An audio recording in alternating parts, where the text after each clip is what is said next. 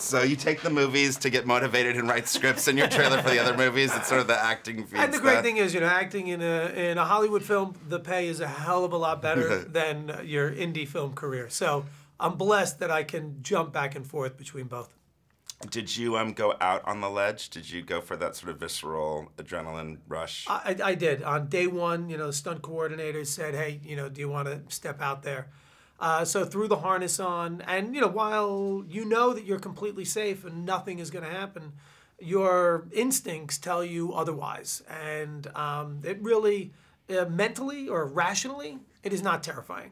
However, whatever is going on internally, your body is locking up on you and telling you, hey, this is not where we're supposed to be. Like your knees shaking, that kind of thing. Your knees shake, your heart, Yeah. your cotton mouth, I think it was a great choice on their part to not do those sequences just on a soundstage with a green screen, but to actually use that practical location. Because I think when you see there are certain scenes with Sam and also Elizabeth when she steps out on there, well, you can tell, like there's a shortness of breath that while it can be manufactured on a soundstage, you can see when they're really up there doing it, and it lends such authenticity to those moments. I think that's why the audience is really on the edge of their seat, because it's like it feels real because it is real. Was there anything, do you learn, like one of the things I really love is that shot when Sam first steps out. And every time I've seen it, I still keep trying to think, how did they do that? Yeah. I mean, are you constantly sort of, because I think that would be a fun way to sort of...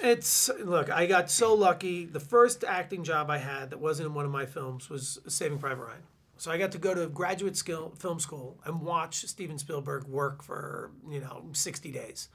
And every film I've done since then, I've kind of made that my objective. So to get to watch Asger and Paul, the DP, and really look at, shot selection, how they sequence, what kind of cameras and lenses they were using, was fascinating. And I always try and do that. And I also try and look at, try and learn from the actors I'm working with. I loved working with Sam and Elizabeth, and both of them have such a great work ethic.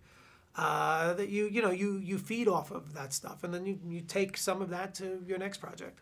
Well, that's interesting because there's such a great ensemble, but not everyone really gets to work together. There's sort of like Jamie and Genesis over here in a completely sort of separate, like a whole separate movie. Yeah, like a Mission Impossible sort of thing going on, and but somehow you're on the edge of your seat the whole time. Yeah. And what's next for you after this?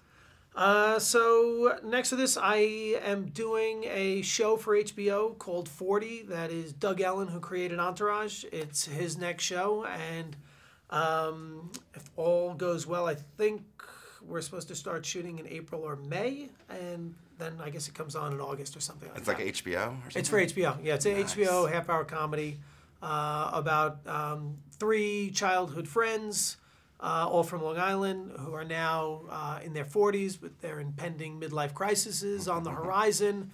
And it's a look at, guys that age who are married with kids, and some of us are dealing with, some financial crisis, some are dealing with marital crisis, some are dealing with, like I said, the midlife crisis. Oh my God, I'm in my 40s.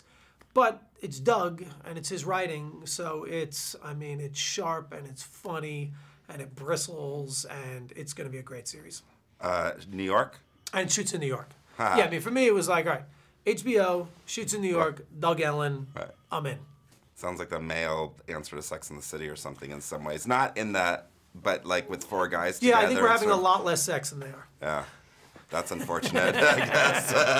All right, thank you so much. All right, cool.